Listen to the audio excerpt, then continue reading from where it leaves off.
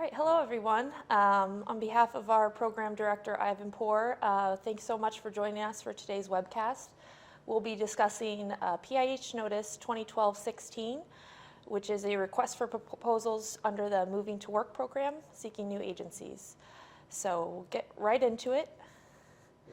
If you have any questions on this webcast or just anything else dealing with the notice, feel free to email them to mtw-info@hud.gov. We have that email address monitored, so we will respond to you in writing, and then any question that's asked through those emails will also add to our FAQ, which is available on the MTW website. The MTW website you can see at the bottom of the screen is www.hud.gov/MTW. So get into an introduction of an overview of the MTW program. The purposes of MTW are to offer public housing authorities the opportunity to design and test innovative, locally designed housing and self-sufficiency strategies for low-income families.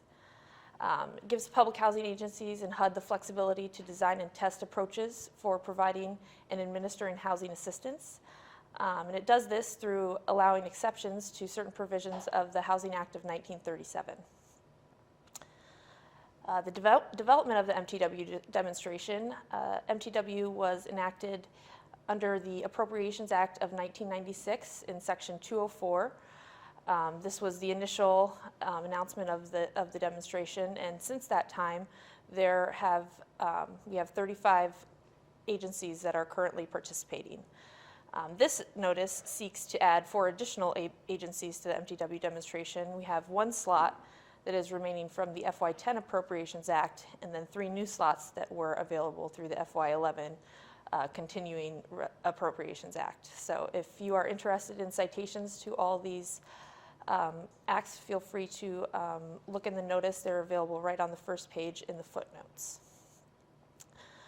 MTW has 3 statutory objectives that were listed in that 1996 Appropriations Act. These are to first reduce cost and achieve greater cost effectiveness in federal expenditures.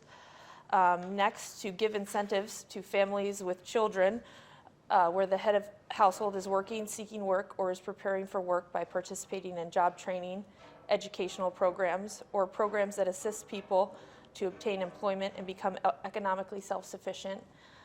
And finally, to increase housing choices for low-income families. Now move into the eligibility requirements in the notice. These can be found in the notice in the eligibility section.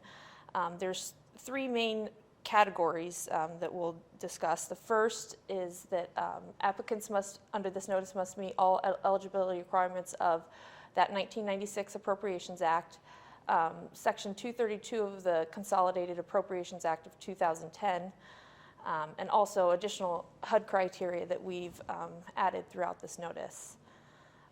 Eligibility requirements are judged as of the date that the application is due, which is June 27th, so we'll address all eligibility criteria at that time.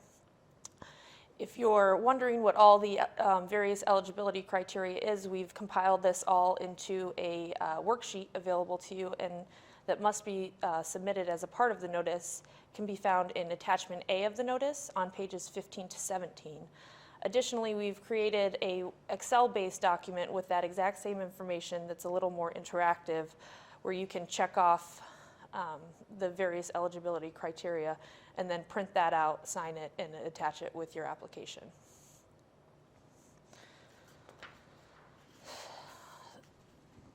HUD determines that an application does meet the eligibility criteria if the threshold requirements are met, which are those requirements listed on page 4 to 5 of the notice, that the application seeks to test 2 HUD policy priority initiatives, and those choices for that can be found on pages 5 and 6 of the notice.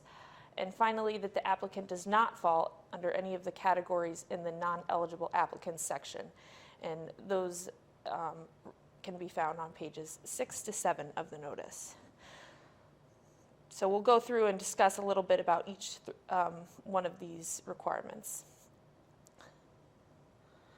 The threshold requirements, as I said, were listed on page 4 to 5 to the notice, and these are first, that the agency be designated as a high performer under the Public Housing Assessment System, or FOSS. Next, that the agency administer no more than 5,000 total public housing units and HCVs. Third, that the agency maintain a reporting rate of at least 95% in the Inventory Management System Public Housing Information Center, also called IMS PIC. Next, that all required submissions in the Voucher Management System, or VMS, be up to date. That submissions made for the preceding 3 fiscal years into the Financial Assessment Subsystem, FAS, and the Financial Data Schedule be made, which is FDS. Next, that the agency have an absence of unaddressed findings from the Inspector General, independent public accountant audits, fair housing and equal opportunity reviews, Tier 1 or Tier 2 reviews, rental integrity monitoring reviews, American Reinvestment and Recovery Act monitoring, litigation, or any other on-site or remote reviews. Next, that the obligation and expenditure of capital fund program grants be in accordance with the requirements of Section 9J of the 1937 Act for the past 3 years. Next, that the agency comply with the enterprise verification for tenant income verifications, also called EIV, for reexaminations and recertifications. Also, that obligation and expenditure of ARA grants, if applicable, are in accordance with ARA requirements, including all reporting requirements. Also, that if an outstanding repayment agreement with the department is in place, that payments on that agreement are being made according to the agreement.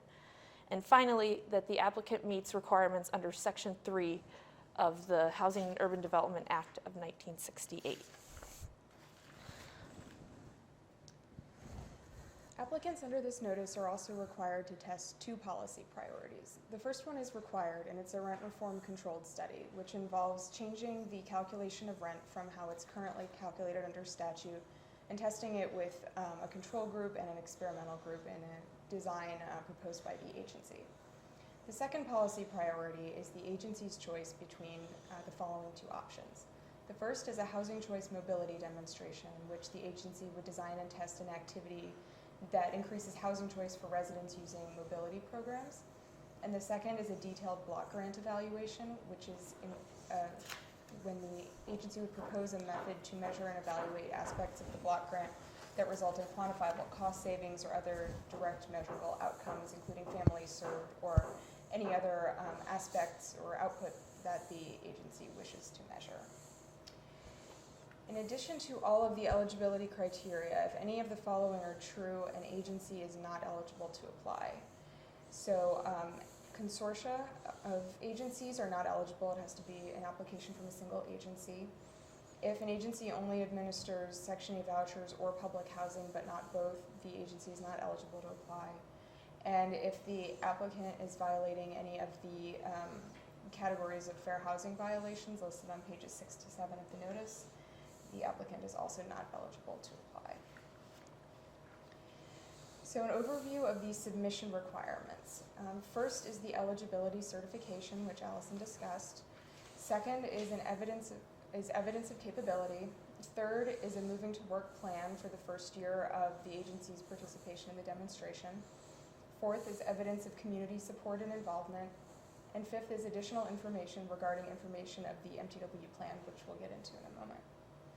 So the first submission requirement, the eligibility certification, includes certifying eligibility requirements set forth in Section 3 of the notice by completing the standard eligibility certification sheet. Second is certifying compliance with fair housing and civil rights laws, and that's also described in the notice. Third is certifying the consistency of the submission with the analysis of impediments to fair housing and the consolidated plan. The next submission requirement is evidence of capability. So this has a lot of components. The first is a summary of relevant skills and experience of the people at the agency who are going to be primarily responsible for implementing the MTW plan. The second is a discussion of the agency's experiences and accomplishments that would make it a good candidate for move into work. The third are examples of the agency exhibiting innovation and creativity within the confines of regulation, also showing why these skills would be applicable for success in moving to work. Fourth are the FAS subscores that were used in calculating the PHA's most recent composite FAS score. So while the FAS score is a requirement for eligibility, this is an additional, this is evidence, this is not threshold, but we are looking for the subscores that went into the score that makes the agency eligible. Fifth is the most recent CMAP score. Once again, this is not part of the eligibility, but it is something that HUD is looking to as evidence of capability. Sixth is the voucher utilization rate as of the due date of the application and the agency's percent of voucher budget authority utilized in calendar year 2010. Seventh is the public housing occupancy rate as of the due date of the application. Eighth is the certification that the agency has submitted its last 3 agency plans on time. 9 is a certification that the PHA is in compliance with HUD's asset management policy. And finally, a request for the Housing Authority to use and combine assistance received under Sections 8 and 9 of the 1937 Act in order to implement MTW plan, which is essentially requesting the authority to use the MTW block granting ability. Okay. We'll now move into a discussion of the actual MTW plan, which, as Emily mentioned, details the applicant's first year of participation in the demonstration. It's very important that this plan be in the format and order specified in the notice. It can be found on pages 18 to 20 of the notice and must be followed exactly. The 8 sections that are in the MTW plan are the introduction, then the General Housing Authority operating information, then the non-MTW related Housing Authority information, a long-term MTW plan, the proposed MTW activities, ongoing MTW activities, which won't apply to applicants because they have not yet begun participation in the demonstration, but it's a section of our approved form. The sources and uses of funding, and then finally some administrative materials and certifications. So to begin with the MTW plan, the introduction, section 1, should contain a table of contents and an overview of the applicant's MTW goals and objectives for the first year of participation in the demonstration. The applicant should detail the proposed start and duration of the initial MTW plan year and use these dates and windows consistently throughout the MTW plan. Often information is requested during the plan year or at the end of the plan year. Applicants should use the duration that they set in the introduction and use that consistently throughout the notice. The second section is on the General Housing Authority operating information, and this section will contain information on the applicant's housing stock, including both vouchers and public housing, planned leasing information for the plan year, as well as some narrative and demographic information on the agency's waiting list. The third section of the MTW plan is the non-MTW Housing Authority information.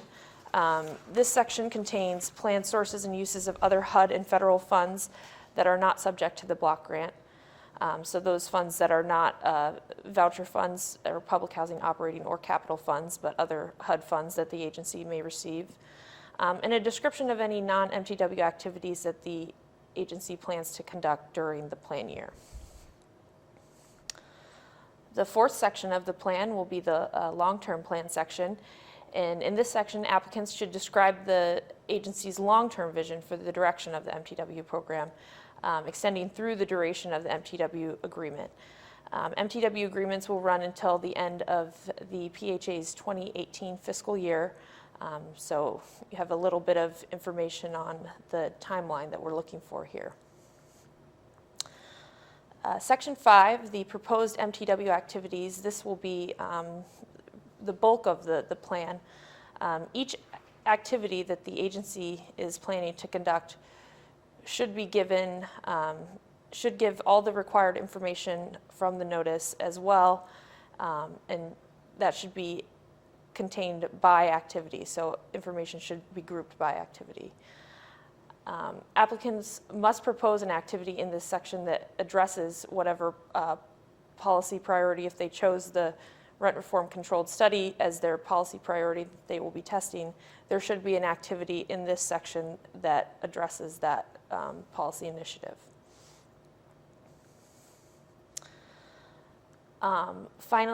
Section 6, ongoing MTW activities. As I said before, this section does not apply to applicants under the notice, so a placeholder is appropriate here just to say that this section does not apply at this time. And then sections 7 and 8 of the MTW plan are sources and uses of funding and administrative material. The sources and uses of funding, information for that is described in the notice, and all information should be given, preferably in tables, or something that we can look at that way.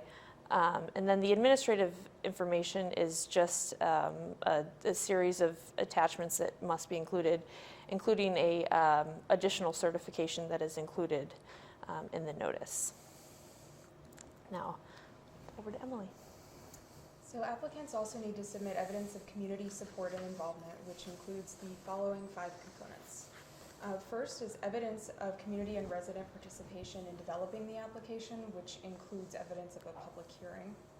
Second is a board resolution approving the MTW application and adopting the annual MTW plan certifications of compliance, and the resolution is provided in the notice. Third is a description of significant partnerships that the agency has with other partners who might be helping implement the plan in the community. The fourth is a description of how the agency intends to leverage funding or other in-kind resources in implementing the MTW plan. Fifth is a description of how the MTW plan, the agency plan, and any amendments to the agency plan are consistent with the applicable consolidated plans. Some additional information that's required regarding the implementation of the MTW plan are demographic information of families currently assisted by the agency and families that would be assisted by the agency under the proposed MTW plan, and any differences there.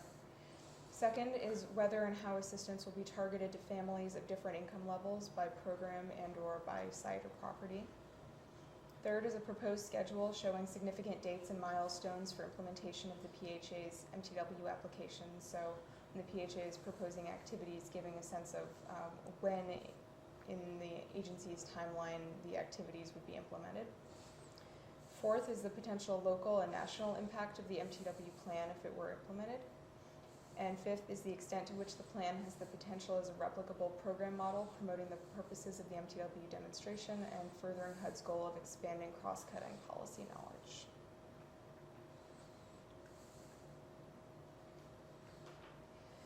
So for submitting the applications are due at 5 o'clock Eastern Time on Wednesday, June 27th of 2012.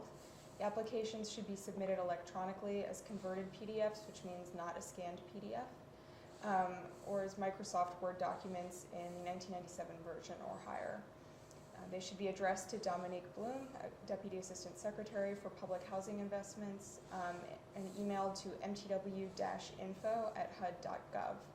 Once we receive an application, HUD will confirm receipt.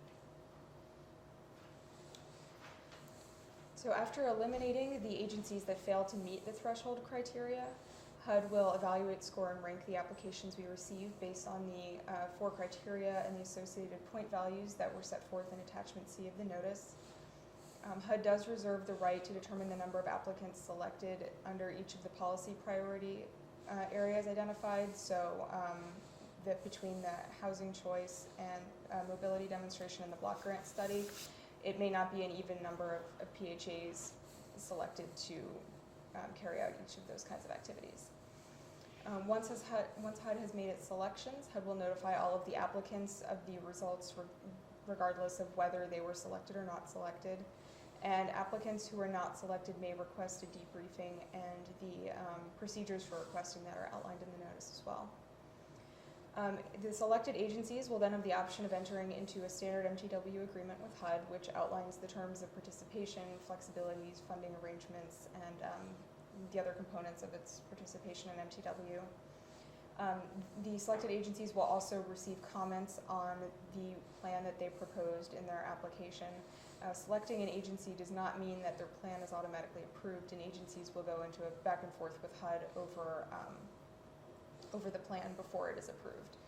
And the agencies may not begin implementing any of the MTW activities proposed in their plan until the standard agreement is signed and executed and the plan is approved by HUD.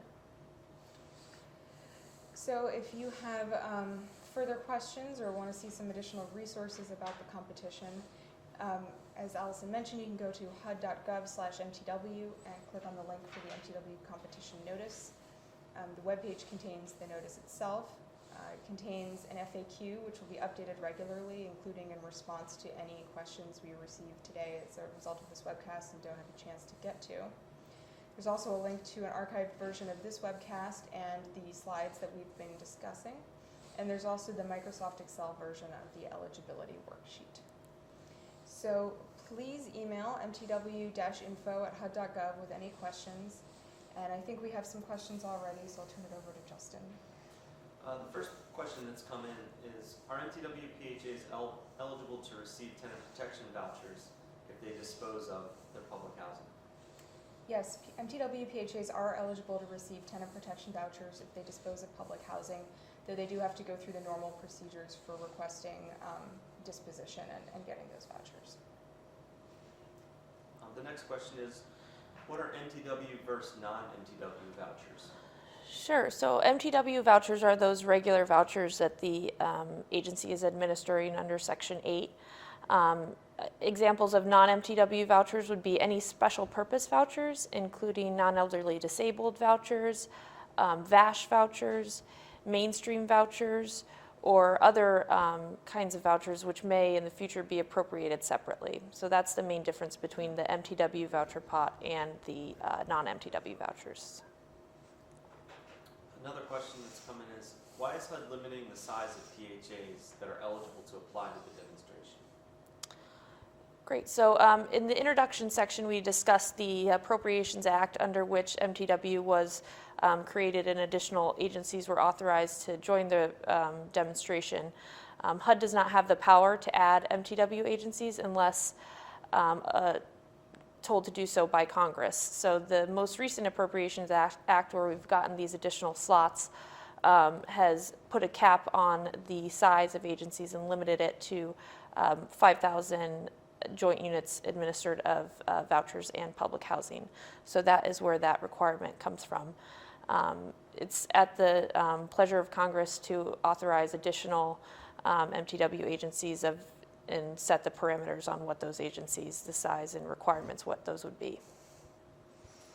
Thanks. Another question is, the MTW plan requires that funding amounts be provided for the coming year.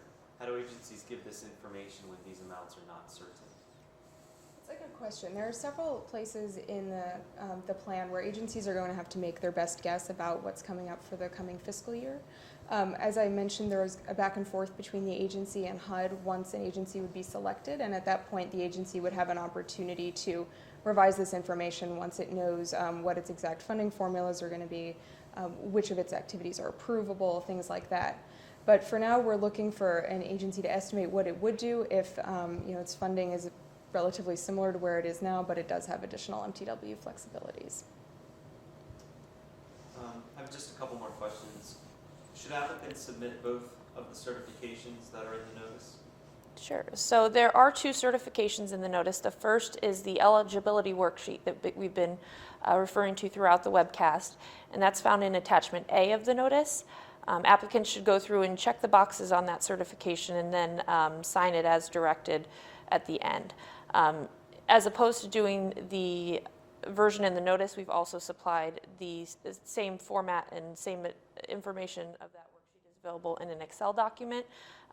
As I said, it's exactly the same, it's just a little more interactive, so applicants can choose which version of that certification to use, but it should be included. The next certification that I think is being referred to is that is included in attachment B of the notice, that is a part of the MTW planning process. And that certification is a list of assurances that must also be signed and submitted as a part of the application. So you'll be submitting an eligibility certification in one of the two formats we discussed, and then additionally, you'll be submitting that second certification in attachment B as a part of your MTW plan that you're submitting. And the last question we have right now, would an applicant get additional points for testing both policy priorities?